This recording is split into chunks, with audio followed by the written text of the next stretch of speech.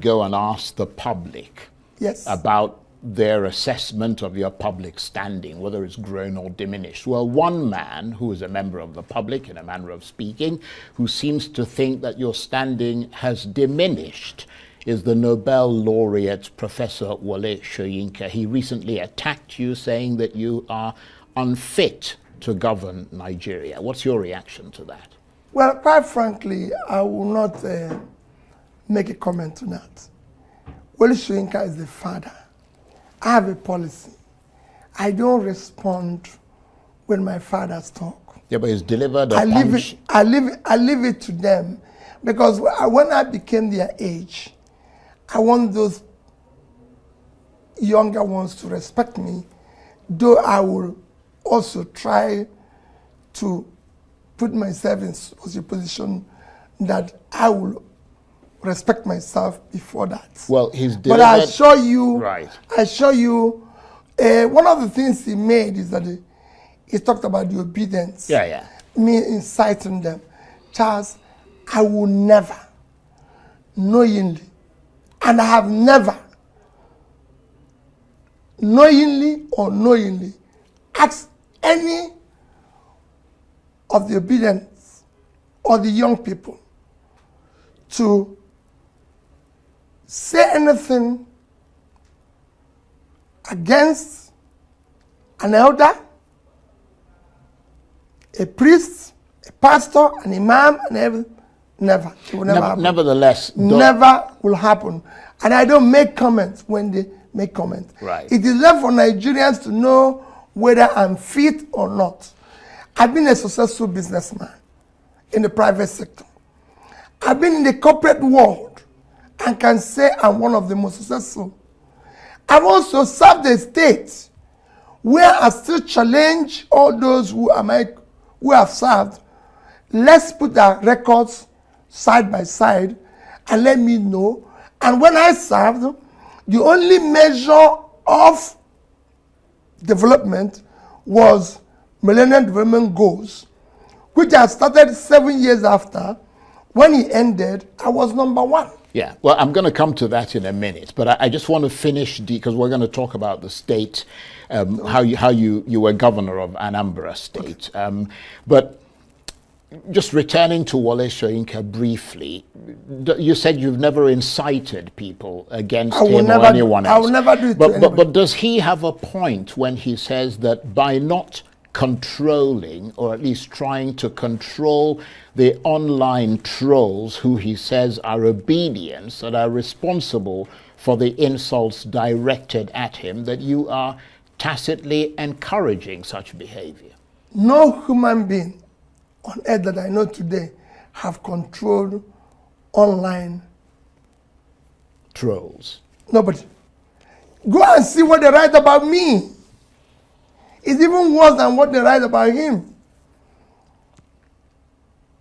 Go and read it. You can Google it. You can see it. Well, I have seen it. Yes, so if they do that against me, how do I now control? Who do I know that is doing that? It could actually be those who are his friends who claim that they are Obedients, doing it in order to make him make such statements. But like I said, he remains a revered father. Okay. And I respect him, and I'll keep respecting him. Right, let's move on from there. What about the other person who seems to have taken aim at you, and that's the former Director General of your campaign organization, Doyin Okube. I mean, having supported you in 2023, he now believes that Bola Tinubu is the best of the 2023 presidential candidates. I mean, at the very least, that must hurt. What's your reaction to that? No, it doesn't hurt me. It's a personal assessment. It's just personal to him. And like I said, Charles, all these things that happened, I don't want to make comment about them, because what we are talking now is the present position. Is Gary cheaper? Yeah, but those kinds of comments are damaging to you. No. He's saying those things, and if it will make Gary, or Yam cheaper, fine with me. Right. If it's going to help in managing the who corruption we're passing through, fine with me. Let's deal with the issues of the president. Whenever people are talking, this person said, Charles, I don't do politics of he said, she said. No. Let's deal with the issues. We have a problem. We have a big problem. Look at what FAO has said, that those who are going to be hungry in Nigeria have increased from 24 million to 30-something million. We have young people, look at what UNICEF released the other day. So we have bad results all over the place.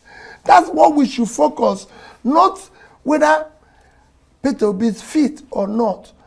Charles, I'm fit to be a president of Nigeria. I'm competent.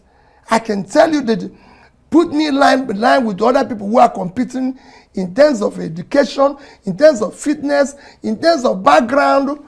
I can stand tall against them. Well, you talked about the states, so let me bring one more issue about these sort of personal things before we move on. Let's look at another person who's taken aim at you, and that's the special advisor to the governor of Anambra State, Dr. Alex Obiobolu. You, of course, governed Anambra State for 8 years, and he says that in 2 years of Charles Soludo as governor, Mr. Soludo has achieved more than your 8 years in office. In other words, 2 years of Soludo is better than 8 years Obi. What's your response? Well, again, Charles, I don't like talking about issues like this. But because you mentioned it, let me tell you, Charles, let people go and look at my electoral promises to the people of Anambra State. Education, health, pulling people out of poverty, making sure there's access to rural areas.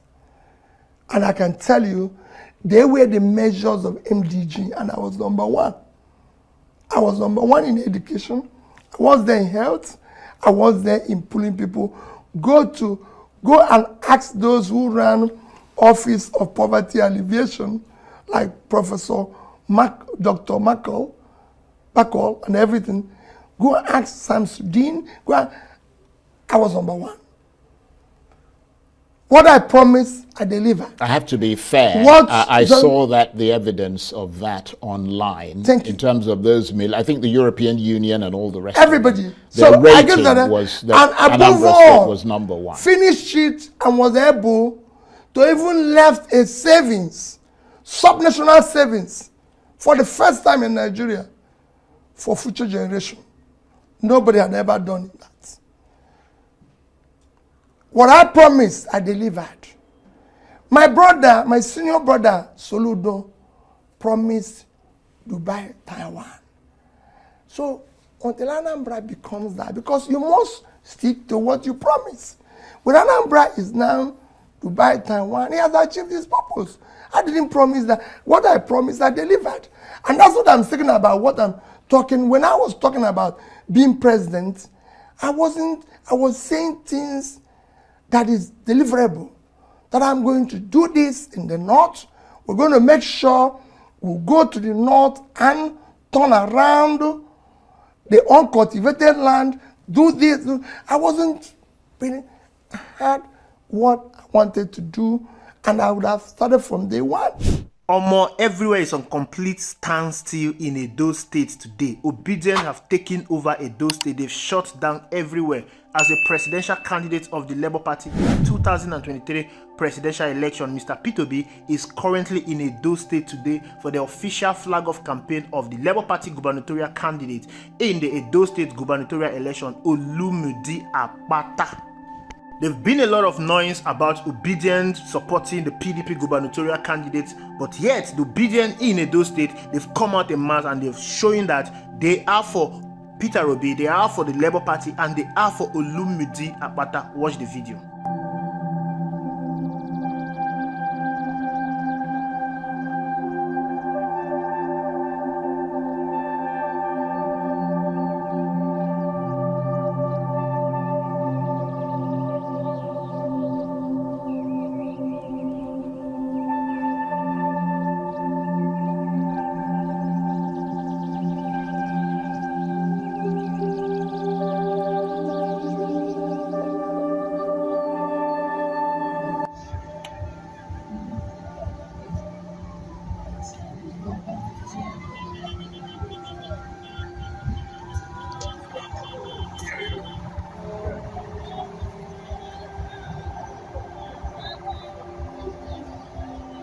Wait.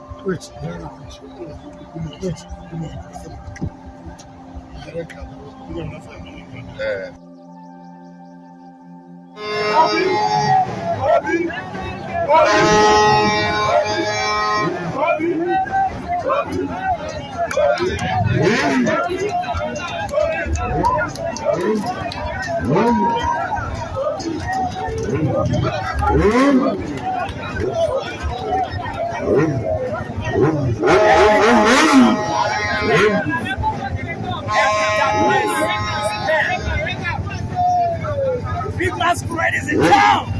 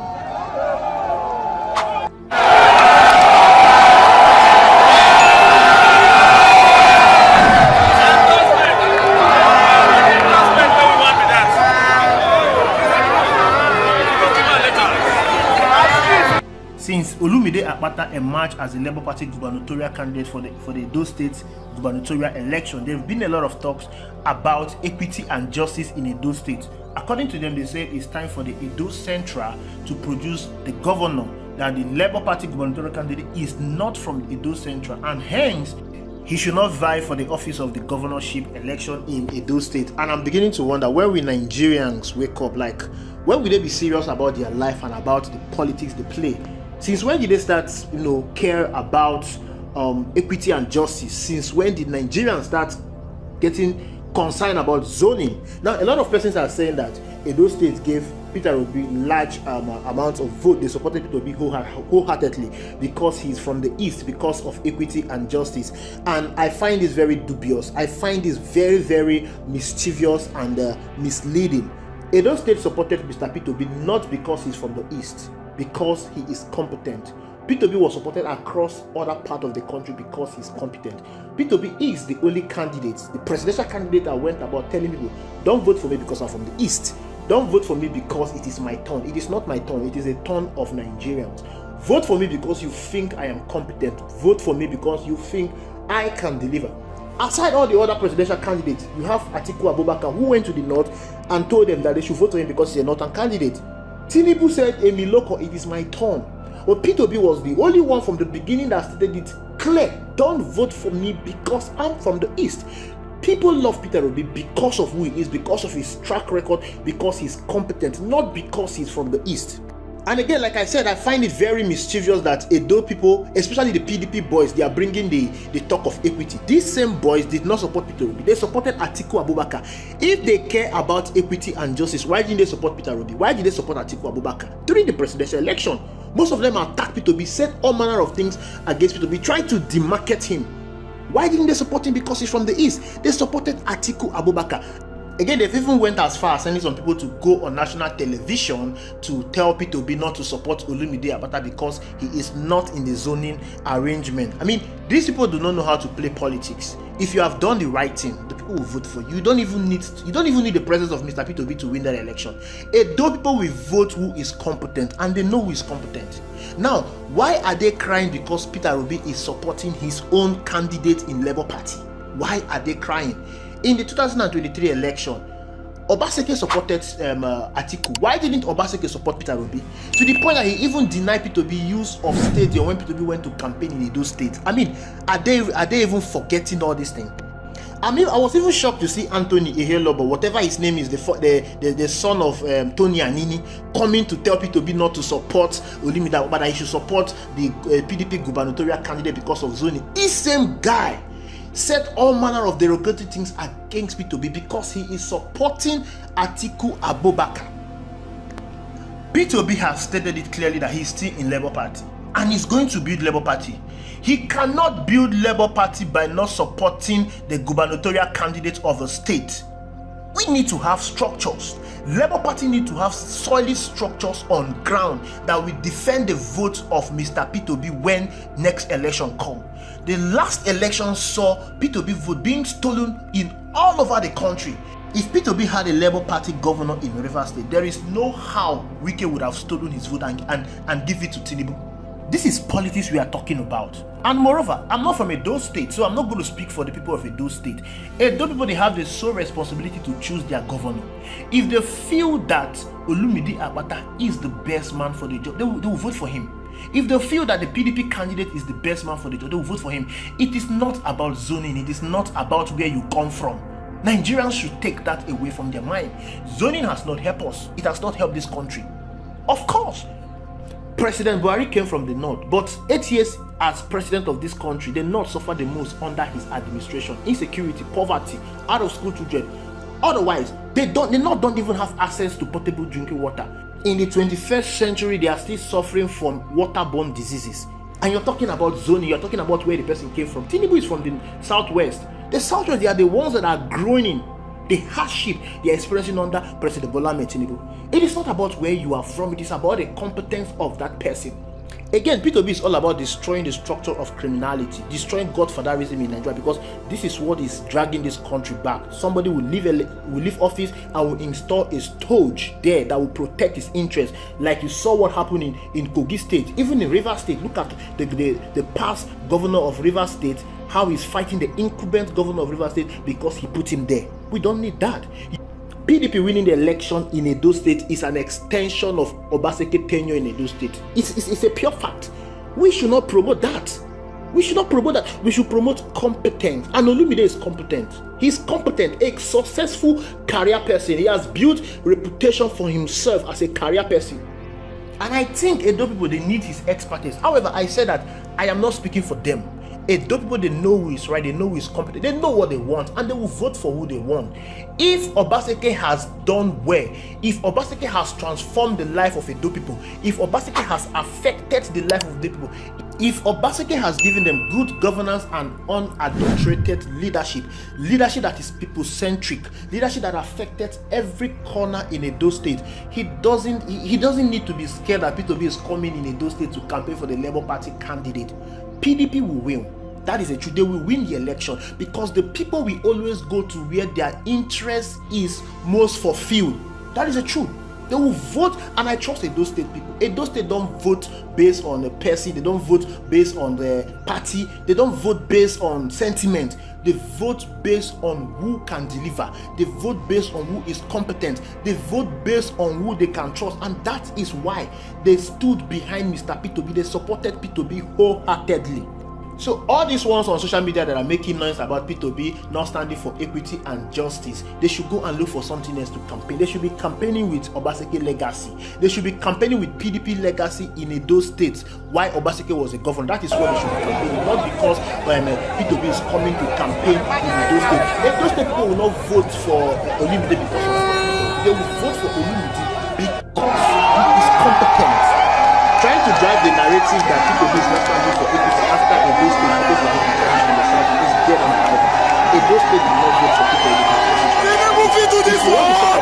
Tinubu fit clap like this. What happened to the poor in Benue State? Other places that P2B won election. What happened in Lagos? Is it because P2B is in the southeast? What happened in Kaduna State where P2B got large chunk of the vote? What happened? Is it because it's from the southeast? People came out and they voted for P2B because they see him as the only viable alternative that will dislodge the structure of criminality in the Nigerian political career. They see him as the only hope to a better life. They see him as someone who will give them power and lead a people-centric government. That is all about it. It's not about because it's from the southeast. And they want them. Don't vote for me because I am from the southeast. If you